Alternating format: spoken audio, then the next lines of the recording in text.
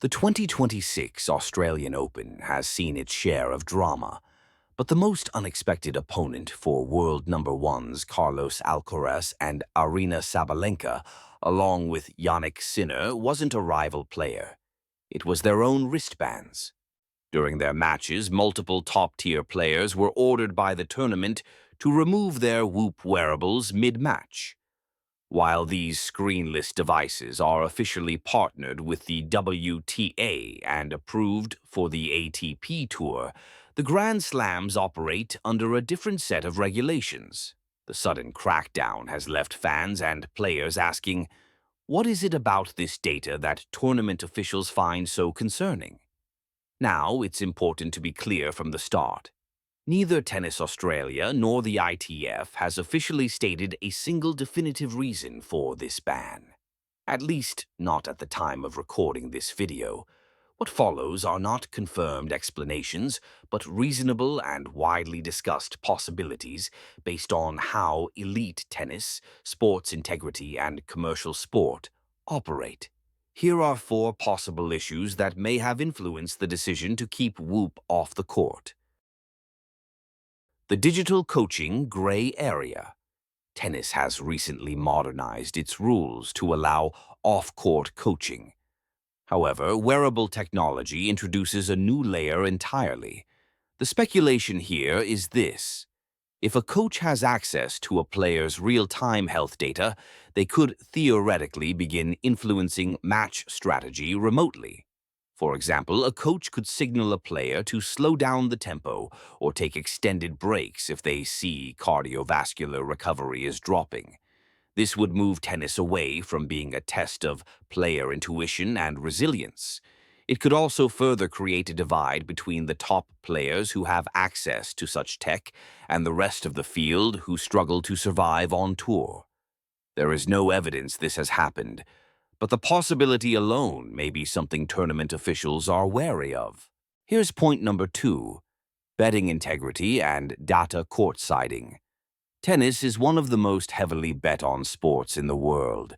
The International Tennis Integrity Agency is extremely protective of match-related data. Here, the concern is hypothetical but serious.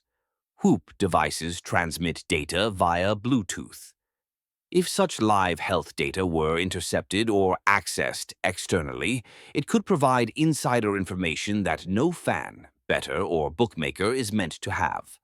Knowing that a player is physically redlining before they even appear tired could be a powerful edge in live betting markets.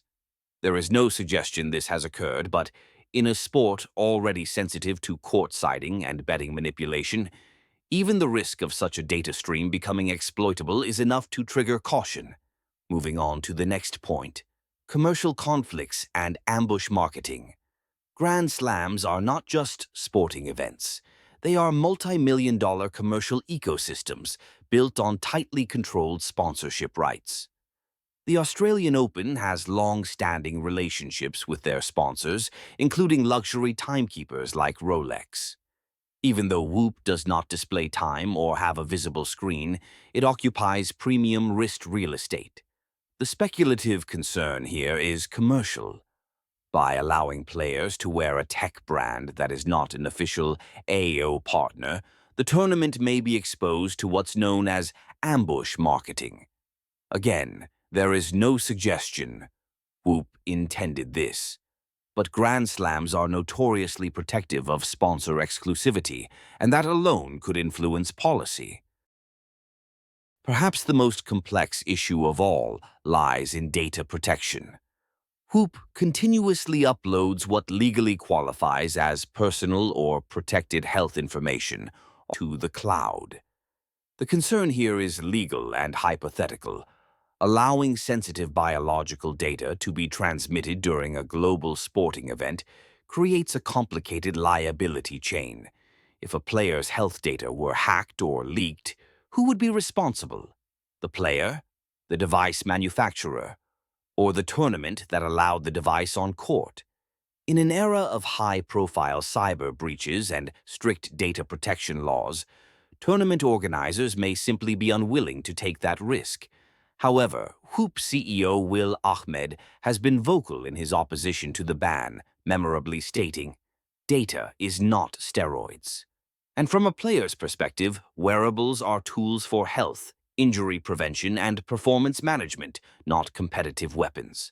But for the Australian Open, these devices represent a new high-tech variable in a sport that has traditionally prized tight control over its on-court environment, which meant that the organizers banned them from use at the 2026 Australian Open. That control was tested when Whoop's CEO disclosed that his devices could now be worn in their newly shipped undergarments.